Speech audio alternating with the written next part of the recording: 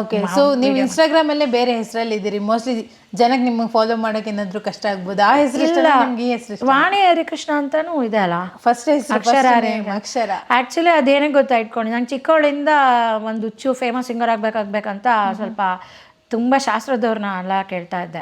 ಒಂದ್ಸರಿ ನ್ಯೂಮರಾಲಜಿಸ್ಟ್ ಹತ್ರ ಹೋಗಿದ್ವಿ, ನಮ್ಮ ಅಕ್ಕ ಭಾವಂಗೆ ಗೊತ್ತಿರೋ ಅವ್ರು ಯಾರೋ, ಅವರು ವಾಣಿ ಬೇಡ ಹೆಸರು ಅಂತ ಅಕ್ಷರಾರಿ ಅಂತ ಇಟ್ಕೊಳ್ಳಿ.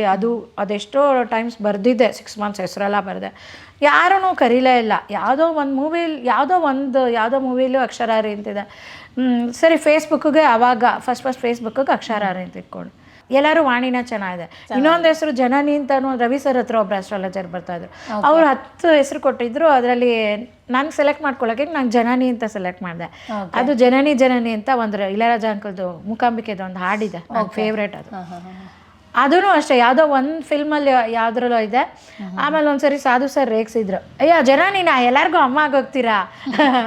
ಆ್ಯಕ್ಚುಲಿ ನನಗೆ ಎಷ್ಟೊಂದು ಜನ ಪಾಪ ಆ ರೀತಿಲೇ ನೋಡೋದು, ಅಮ್ಮ ಅಕ್ಕ ಅನ್ನೋ ಥರ ಪ್ರೀತಿ ಇಟ್ಕೊಂಡಿದ್ದಾರೆ. ಸೊ ನಿಮ್ಮ ಹಾಡು ಆಲ್ರೆಡಿ 2-3 ಕೇಳಾಗಿದೆ, ಇನ್ನೂ ಕೇಳೋದು ಬಾಕಿ ಇದೆ. ನೀವು ನಿಮ್ಮ ಮನೆಯಲ್ಲಿ ಅತಿ ಹೆಚ್ಚು ಹಾಡು ಹೇಳೋದು ಜಾಗ ಯಾವುದು? ಹಂಗೆ ಹೇಳೋಕ್ಕೆ ಆಗಲ್ಲ, ನಾನು ಬಾತ್ರೂಮಲ್ಲಿ ಆಡ್ತೀನಿ. ಬಟ್ ನನಗೆ ಮನೆ ಅಂತಲೇ ಇಲ್ಲ. ಇವಾಗ ಆಟೋಲ್ಲಿ ಹೋಗುವಾಗೂ ಆಡ್ತೀನಿ. ಒಂದೊಂದು ಸರಿ ನಾನು ಕ್ಯಾಬಲ್ಲಿ ಇವಾಗ ಓಡಾಡುವಾಗ ಕಾರು ಲೇಟ್ ಆಗುತ್ತೆ ಅಂತ ಆಟೋ ಬುಕ್ ಮಾಡ್ಕೋತೀನಿ. ನನಗೇನು ಆ ಥರ ಅವಮಾನ ಥರ ಇಲ್ಲ. ಆಟೋಲ್ಲಿ ಹಾಡ್ತೀನಿ, ಕಾರಲ್ಲಿ ನನ್ನ ಮಗನ ಜೊತೆ ಹೋಗ್ಬೇಕಾದ್ರೆ ಆಡ್ತೀನಿ.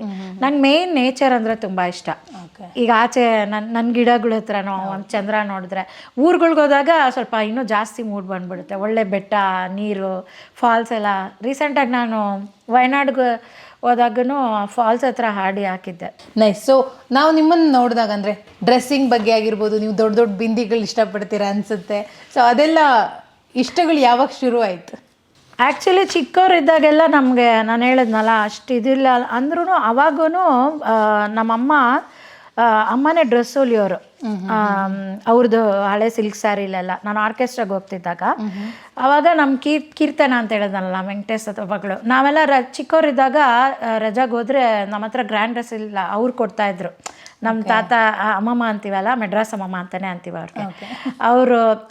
ಅವ್ರ ಮಕ್ಕಳು ಕೊಡ್ಸೋರು. ಮತ್ತು ಅವಳು ನಾನು ಆರ್ಕೆಸ್ಟ್ರಾಗೆ ಹೋಗುವಾಗೆ ಹೇಳೋಳು, ಡ್ರೆಸ್ಸಿಂಗ್ ಸೆನ್ಸ್ ಬಾಗುಂದಿ ನೀಕೆ ಅಂದರೆ ನನಗೆ ಒಂದು ಡ್ರೆಸ್ಗೆ ಯಾವುದೋ ಮನೇಲಿರೋದೇ ಶಾಲ್ ಹಾಕ್ಕೊಳ್ಳೋದು ಆ ಥರ. ಅವಾಗ ಹೆಂಗಾಗ್ತಿತ್ತು ಹಂಗೆ. ಆಮೇಲೆ ಒಂಥರ ಆಕ್ಸೆಸರೀಸ್ ಹುಚ್ಚು. ನಾನು ಎಷ್ಟೊಂದು ತೊಗೋತೀನಿ ಅಂದರೆ ಬೈತಾ ಇರ್ತಾನೆ ನನ್ನ ಮಗ, ಮನೇಲಿ ಇರೋದೇ ಸಾಲದು, ಅಂಗಡಿ ಇಡ್ಬೋದು ಅಂದರೆ ಏನೋ ಇಷ್ಟ.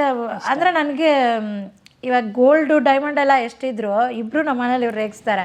ಯಾವುದೋ ಇವಾಗ ಇದು 100 ರೂಪೀಸ್ 10 ರೂಪೀಸ್ದು ಬಾಲೆ ಇದೆ. ನನಗೆ ದುಡ್ಡು ಮುಖ್ಯ ಅಲ್ಲ. ಬಟ್ಟೆನೂ ಅಷ್ಟೇ, ಎಕ್ಸಿಬಿಷನಲ್ಲ 500 ರೂಪೀಸ್ 1000 ಆ ಥರ ಬ್ರ್ಯಾಂಡ್ ಇರಬೇಕು, ದೊಡ್ಡ ಆ ಥರ ಎಲ್ಲ ಇಲ್ಲ. ನಂಗೆ ಇಷ್ಟ ಆದರೆ ನಾನು ರೋಡಲ್ಲೂ ಎಲ್ಲಾದರೂ ತೊಗೊಳ್ತೀನಿ. ಓಕೆ. ಮಸ್ತ್ ಮಜಾ ಮಾಡಿ